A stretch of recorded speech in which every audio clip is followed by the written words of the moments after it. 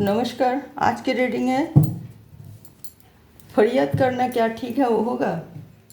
आप फरियाद करोगे या गुहार, आप ही सोचो आपको क्या करना चाहिए। फरियाद करे तो किससे करे और गुहार करे तो कहाँ और कैसे किससे करे। तो आज की रीडिंग ये है फरियाद या गुहार। तो फरियाद किससे करे और गुहार कब करे। मैंने सब जैसे पहले भी इस तरह मतलब कार्ड निकाला, 5 कार्ड हम निकाल रहे अभी। और हमारे टैरो रीडिंग मार्फत मैं आप लोगों को बता रही हूँ। आप फरियाद करोगे जो गुहार करोगे। फरियाद करना है तो किससे करनी है और गुहार करना है तो कहाँ और कैसे करनी है। द स्ट्रेंथ आई है, स्ट्रेंथ आई है बॉटम ऑफ द डेक में स्ट्रेंथ। ये मैंने 5 कार्ड निकाला है और ये 5 कार्ड में 10 ऑफ वॉन्ड्स रिवर्स में आई है, king of wands, the devil, the hangman, 3 of cups. Okay viewers, तो ये है आप फरियाद करोगे गुहार करोगे। तो आपको मैं ये बता रही हूँ फरियाद कहाँ करना चाहिए। सबसे फरियाद नहीं करना, तो आपकी फिर फरियाद की कोई वैल्यू नहीं रह जाएगा। उनका पास जो काबिल इंसान हो उसके पास जाके फरियाद करे। वो काबिल इंसान कौन है? मेन तो है आपका भगवान। आप जिसे विश्वास करते हो मानते हो भगवान से फरियाद करो। आपकी कोई भी दुख, कोई भी आपके साथ नाइंसाफ़ी हुई है, कोई दुख की सिचुएशन, कुछ मुसीबत आई है, तो आप भगवान के सामने फरियाद करो। भगवान के सामने बैठ के सब बातें करो और वो सुनेगा। और वो आपको हल निकालने की भी आपको मतलब साथ भी देगा और कोई ना कोई इशारा करेगा कि आप इसी तरह सिचुएशन से गलत मतलब रॉन्ग सिचुएशन से बाहर निकलो। और आप फरियाद कर सकते हो उन लोगों से जो न्याय दिलाते हैं, जो जस्टिस हो, न्याय मतलब जो विचार करते, जो सही विचारक जो होते हैं, जस्टिस जो करते हैं सबके लिए, तो उससे आप फरियाद कर सकते हो। न्यायाधीश, उनके सामने आप अपना फरियाद करें। वो विचार न्याय और न्याय कोई रिश्ता नाते देख के नहीं करता है, वो सबके लिए समान विचार रखते हैं। तो वहाँ आप फरियाद करो। और बाकी आपके साथ कोई नाइंसाफ़ी होते तो आप गुहार करो, आवाज़ उठाओ। उसे आप फरियाद करने से कोई काम नहीं होगा कि क्यों हमारे साथ ऐसा हो रहे और ऐसा नहीं होना चाहिए। आप गुहार करो, फरियाद आप सिर्फ दो। और आप फरियाद कर सकते हो एक माँ बाप से, पेरेंट्स से, अपना पेरेंट्स से फरियाद कर सकते हो। वो आपका जन्म दिए हैं, वो आपका साथ कोई गलत कुछ भी नहीं करेगा। आप उनसे मतलब विश्वास करके उनसे फरियाद करो। तो फरियाद तीनों जन से करो, एक भगवान से, एक माँ बाप से, एक जो जस्टिस करते हैं उससे। तो वही तीनों से फरियाद करो। बाकी जो है उसे गुहार, आवाज़ उठाओ, गुहार करो। आप आवाज़ उठाओ कि आपके साथ नाइंसाफ़ी हो रहे हैं और ये नहीं होना चाहिए। जैसे कि फैमिली में 10 मेंबर हैं, सारे काम की बोझ आपका सिर पे आ गए, आप उसको खींच नहीं पा रही हो, बहुत कष्ट हो रहा है मगर आप बोल नहीं पा रहे हो। ये सहना ये कोई मतलब बुद्धिमानता नहीं है। ये बुद्धिमान व्यक्ति के लिए ये ठीक नहीं है। आप मत सहो, आप बोल दो हमारी 10 मेंबर जो फैमिली मेंबर, ये 10 को काम बांट दो, मैं अकेला ये संभाल नहीं पाऊंगी। ये फरियाद करने से नहीं होगा, गुहार करो। क्योंकि फरियाद वही लोग तो आपको प्रेशर दिए हैं, तो फिर उसे फरियाद करने से कोई लाभ नहीं है। आप गुहार करो कि नहीं मैं कर नहीं सकती, बस बात ख़त्म, काम बांटो सबके लिए। मैं उठा नहीं पा रही हूँ मैं बोझ, तो कैसे करेंगे। तो और एक पावरफुल आदमी समझो अपना आप को।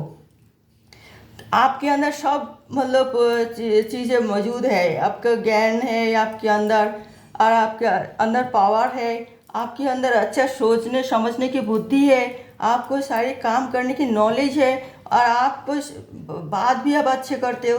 तो फिर क्यों आप अपना आप को एक राजा समझो और राजा की तरह अपने आप को तैयार करो। बिल्कुल कमज़ोर दिल या फिर दुखी या फिर आप कुछ भी नहीं हो, ये सब नेगेटिविटी बिल्कुल ना सोचो और गुहार करो कि भाई हमारे साथ नाइंसाफ़ी हो तो हम बिल्कुल बर्दाश्त नहीं करेंगे। कभी कभी आप दुविधा में मतलब पड़ जाते हो। जैसे आप शादीशुदा कोई व्यक्ति हो और आपका ससुराल वाले में कुछ काम बात हो रही है और प्यार वाले की बात हो रही है, तो आप बीच में मतलब फंस जाते हो और अपना आप को एक लटके हुए इंसान की तरह पाते हो जो हम क्या करें क्या ना करें। तो ऐसा भी नहीं होना चाहिए, आपको वहीं गुहार करना चाहिए। आपको दोनों को सुनना है। जिसको आपको गलत लगे, चाहे वो अपने पेरेंट्स हो, चाहे अपना ससुराल वाले हो, चाहे पीआर वाले हो।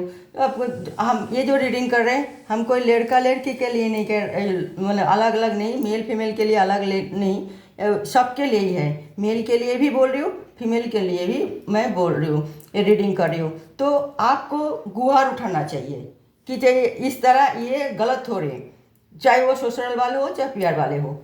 हैंगमैन की तरह लटका हुआ महसूस नहीं करनी चाहिए, इससे आपका कोई फ़ायदा नहीं है और यहाँ पे फरियाद नहीं चलेगा।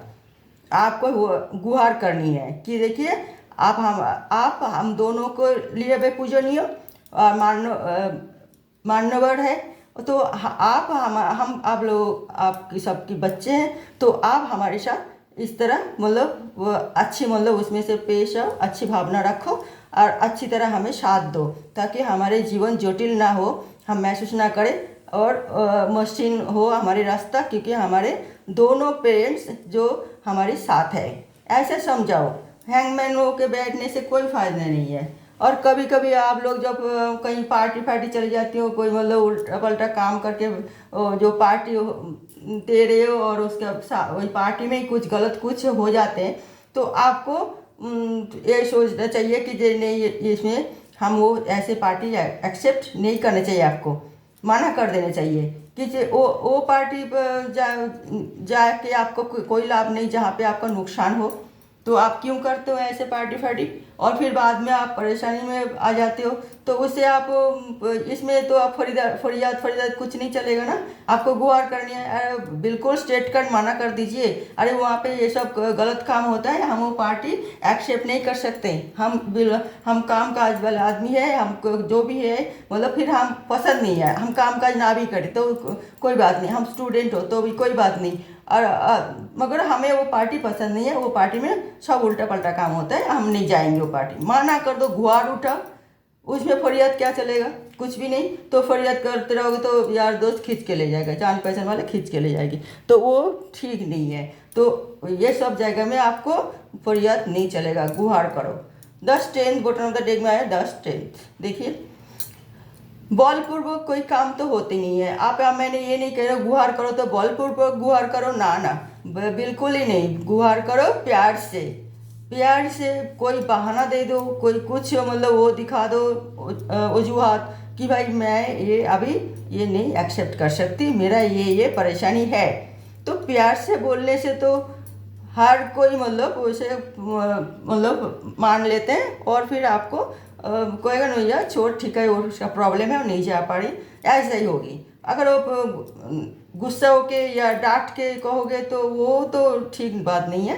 तो आप बटन ऑफ द डेक में इसलिए स्ट्रेंथ आई है, तो आप प्यार से सब बैड सिचुएशन को आप सुलझा सकते हो, समझा सकते हो और अपना काम निकाल सकते हो कि आपका जो पसंद है वही कर सकते हो, जो पसंद नहीं है वो नहीं होगी आपकी मर्जी के खिलाफ। तो आप फरियाद कहाँ कहाँ करना है आप देखें और गुहार कहाँ कहाँ करना है और आपने देखी है। तो इस तरह आप मतलब सोच समझ के अपना अपना अपना जो उपस्थिति को सबको मतलब उसे सामने लाओ कि अपना ये आप हो और आपको ये इसी तरह कोई मिसयूज़ ना करे और ना अपना आपको करने दे। तो आप गुहार कर कीजिए। फरियाद सिर्फ आप तीनों जन से करोगे। एक तो आपका जस्टिस मतलब टीचर भी आती है उसमें, और आप टीचर से भी फरियाद कर सकते हो। और जो वो आप सिखा रहे कुछ ना कुछ तो सीखते हैं ना, सारे सब कुछ तो मतलब टीचर भी तो एक भगवान की तरह होती हैं। तो फिर टीचर, पेरेंट्स, जस्टिस करने वाले और मतलब भगवान, तो ये सब में आप फरियाद करें, बाकी सब में गुहार करें, मगर लड़ाई झगड़े से नहीं और कोई बलपूर्वक नहीं, बस प्यार से। तो आप सोच जो गुहार प्यार से होती है, क्यों नहीं होती है? आपका आवाज़ बुलंद रखो, आवाज़ की ताकत होनी चाहिए, कलम की ताकत होनी चाहिए, और इस तरह गुहार होती है। आप लिख के बोल सकते हो, ऐसे ही मतलब कोई भाषण दे के बोल सकते हो क्या आप, या फिर आप फेस टू फेस भी बोल सकते हो कि भाई हमें ये चीज़ से ये परेशानी है और हम हमें एक्सेप्ट नहीं करनी। ओके व्यूअर्स, तो आज था ये रीडिंग, जी आप गुहार करें, फरियाद करें कहाँ और कब। ओके व्यूअर्स, तो अगले रीडिंग में मैं फिर कोई नई टॉपिक से आ रही हूँ, तब तक के लिए नमस्कार।